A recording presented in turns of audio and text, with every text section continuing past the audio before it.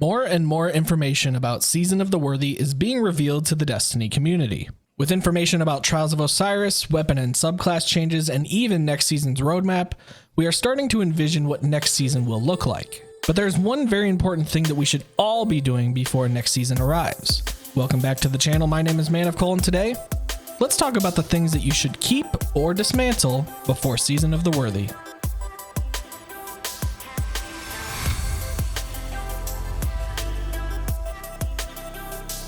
Before I get started, I've got a short giveaway announcement. As a way of saying thank you for hitting 100 subscribers, and to all of you that have subscribed to the channel since then, I will be giving away the Destiny 2 exclusive emblem, Ultra World. I will be doing that here on YouTube and also on my stream at twitch.tv/manofcoal. All you have to do to be entered in the drawing is subscribe to the channel, like this video, and comment what you are looking forward to most in Season of the Worthy. I will be streaming the day that Trials comes out on March 13th, so make sure you follow my channel and turn on the notifications so you know when I go live. Instructions on how to enter that giveaway will be given on the same day. Alright, let's get started. With less than a week left until the new season starts and all of these new changes coming to the weapons and subclasses, I wanted to make a quick PSA announcement regarding weapons and armor that you are currently getting as loot this season.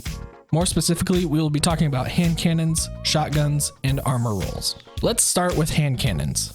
According to the information that we have received from Bungie themselves, no hand cannons of any archetype are receiving any changes to their performance next season. Most of you right now are either on the side that is okay with them not changing anything with hand cannons, and the other half of you are wishing that 150s had a slight nerf, while 110s and 140s got a minor buff. I've been back and forth between these sides, and even to this moment I can't really decide what I would like. Which tells me that regardless of how many spare rations I run into in the Crucible, hand cannons are relatively close to being as balanced as they can be.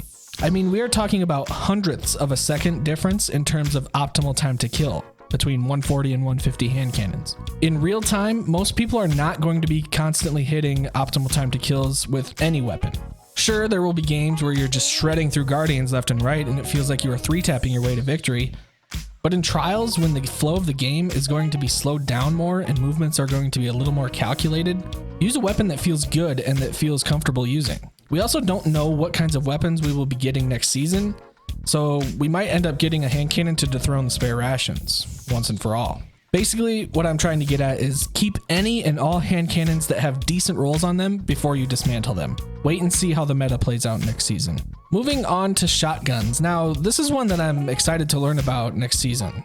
In the recent TWAB post, Bungie announced that starting next season, shotguns and their different archetypes will all have their own unique pellet spread.